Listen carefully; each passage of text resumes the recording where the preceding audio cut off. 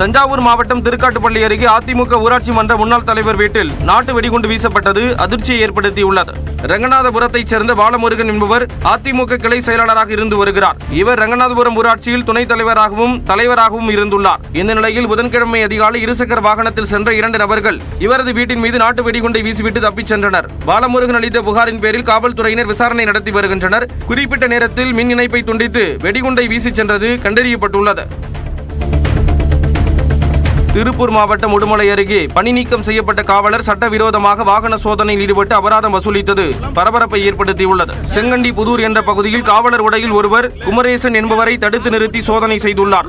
அப்போது இந்த காவலரின் உடையில் பெயர் இல்லாமலும் காலில் காலணி அணிந்திருந்ததாலும் குமரேசனுக்கு சந்தேகம் ஏற்பட்டுள்ளது. இதையடுத்து குமரேசன் அடுத்தடுத்து கேள்வி கேட்டதால் காவலர் அங்கிருந்து தப்பி ஓடினார். இதுகுறித்து உடுமலை காவல் நிலையத்தினர் துணை கண்காணிப்பாளர் அலுவலகத்தில் விசாரித்த போது அவர் 2 மாதங்களுக்கு முன்பே பணி நீக்கம் செய்யப்பட்டது தெரிய வந்துள்ளது.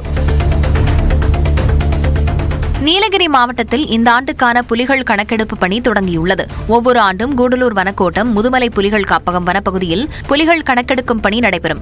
இந்த ஆண்டுக்கான கணக்கெடுப்பு பணி 4ஆம் தேதி வரையில் 4 நாட்களுக்கு நடைபெறவுள்ளது. 2 கிலோமீட்டர் நேர்கோட்டில் 27 இடங்களில் புலிகளின் கால் தடம், நேரடி பார்வை, எச்சம் உள்ளிட்டவற்றை கொண்டு இந்த பணி நடைபெறும். அதேபோல் தாவர உண்ணிகளான காட்டுப்பன்றி, மான் உள்ளிட்டவையின் கணக்கெடுப்பும் நடைபெறுகிறது.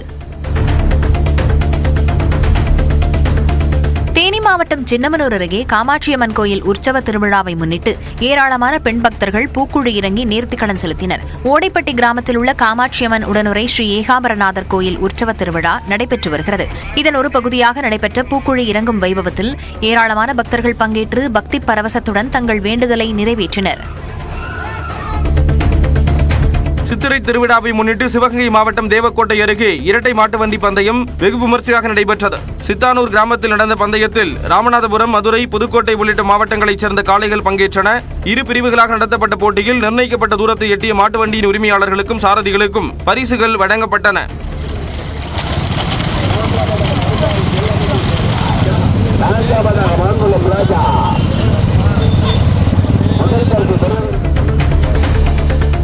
திருவண்ணாமலை மாவட்டம் ஆரணி அருகே தம்பிட்டக்கோடி மலை வனப்பகுதியில் ஏற்பட்ட தீ விபத்தில் அரிய வகையிலான மூலிகை செடிகள், மரங்கள் கருகின. தமிழக வனத்துறை பராமரிப்பில் உள்ள தம்பிட்டக்கோடி மலை வனப்பகுதியில் 500 ஏக்கர் பரப்பளவில் அடர்ந்த காடுகள் உள்ளன. இங்குள்ள செடி, கொடி, மரங்களில் தீப்பற்றி மளவளவென பரவி வரும் நிலையில் ஏராளமான உயிரினங்களும் தீயில் கருகின. இந்த தீயை அணைக்க தீயணைப்பு வீரர்கள் முன்வர வேண்டும் என மக்கள் கோரிக்கை விடுக்கின்றனர்.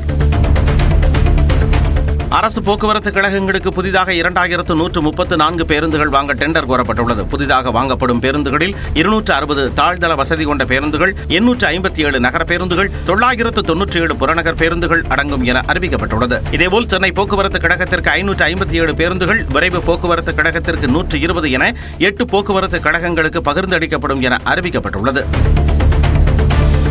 திருப்பத்தூர் அருகே 16 வயது சிறுமியை கடத்தி திருமணம் செய்த இளைஞர் போக்சோ சட்டத்தில் கைது செய்யப்பட்டுள்ளார். ராஜதுரை என்பவர் திருமணமாகி மனைவியை பிரிந்து வாழ்ந்து வரும் நிலையில் 16 வயது சிறுமியிடம் ஆசை வார்த்தை கூறி கடந்த 10ஆம் தேதி கடத்திச் சென்று திருமணம் செய்தார்.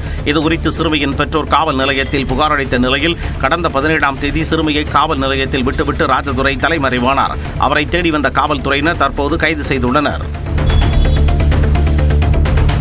சேலம் மாவட்டம் வாழப்பாடி அருகே 20 நாட்கள் தாமதமான தவணைத் தொகையை கேட்டு தனியார் வங்கி ஊழியர்கள் தரக்குறைவாக பேசியதால் விவசாயி விஷம் குடித்து தற்கொலை செய்தது சோகத்தை ஏற்படுத்தியுள்ளது. துக்கியம்பாளையம் பகுதியைச் சேர்ந்த வடிவேல் வாழப்பாடியில் உள்ள தனியார் வங்கியில் விவசாய நிலத்தை பிணையமாக வைத்து 4,80,000 ரூபாய் கடன் பெற்றுள்ளார். இதற்கான ஏப்ரல் மாத தவணைத் தொகை செலுத்த தாமதமானதால் வங்கி ஊழியர்கள் வீடு தேடி வந்து தரக்குறைவாக பேசியதாக கூறப்படுகிறது. இதனால் மனமுடைந்த வடிவேல் தற்கொலை செய்து கொண்டதாக கூறப்படுகிறது.